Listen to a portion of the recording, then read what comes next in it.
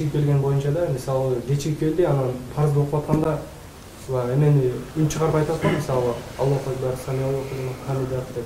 Ошолордо мисалы парызды окуп бүткөндө кечип калды, анан калган 2 рекет калса, мисалы ошолорду уже адам өзү окуп атат да, анан кийин ошону өзү кийин имамга окшоп чыгарып окуш керекпи же ичинен окуш керек? Ичинен айтат өзүнчө. Мисалы бардыгында деле. Ооба. Эгерде артындагы да бирөө келип уюп калса, уюлбайт, уюганга уюлбайт. Уюганга уюлбайт. Кандай? Үзүрлүү адамдын масы кандай болот? Кадимкидей эле.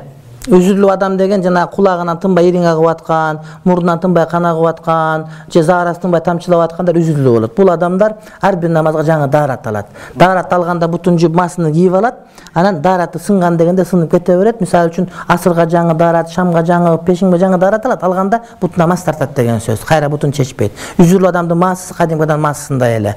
Эгерде мусапыр болсо 3 суткага чейин, муким болсо 1 суткага чейин кете берет. Айырмасы жок мында. Орозо түн кирсе автомат түрдө ачылып калат деген хадисте. Кандай? Орозо. Түн кирсе, Эми ошо ооз жабып атканда банда турга кирсе автомат түрдө кетирип каламы?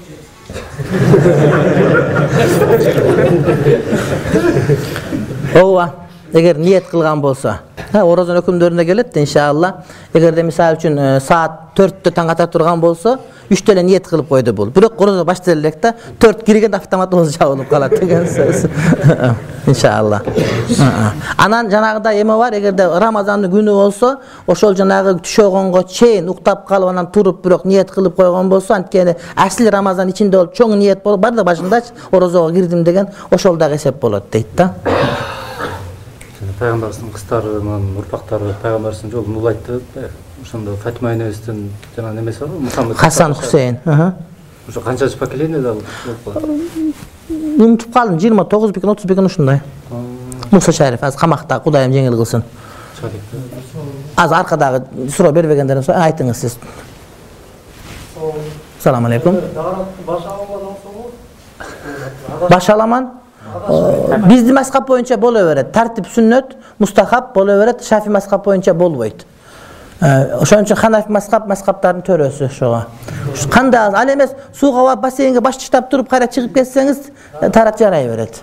Ал эмес гусул алсаңыз тарат жарай берет. Анткени таратта ниет шарт эмес. Гусулга ниет кылып сууга түшсөңүз анан кийин жакшы. Бирок башты бир сылап коюш керек сууга түшкөндө. Бас тарткан важип да. Соо азыраак болот. Балык? Көлдө балык көбүлүп чыкты да, жакшы элечи. Убагында кыш мезгилинде. Эми ошо мисалы үчүн браконьер кылышат. Түшкөндө тоннага чейин чыгып кетет да. Ооба. Эми ошо түшкөн акчасынан мындай садака берилеби же андай зекет берилеби? Өзү аслында зекет бериш үчүн ал ошо уруксат берилген болуш керек. Көлдө көп учурда тыюу салат, анан тыюу салган убакта кармашат, ага эсинде зекет берилбейт. Зарылчылык үчүн үйдө бала чакасын багыш кыйын болуп аткандарга кармасаң болот деп айтабыз. Айтылып жүрөт. Ооба. Анан эгерде адал уруксат бериле турган болсо, урматтуу бир тууганым, ошо кармаган балыктан эме үшүр береби дегенде, муну ойлонушум керек экен. Эч оюма келбептир. Балыктан үшүр бериш керекпи? Мен жооп берейин. Кара ошондо, анан тактайбыз китептерден. Макул, сен жардам бер. Балык кармаган балыктан балык үшүр береби. Юсуф Кардавийдин Фикху Закат деген китебинде келет бул. Юсуф Кардавийдин Фикху Закат деген китебинде келет, унутуп атам азыр.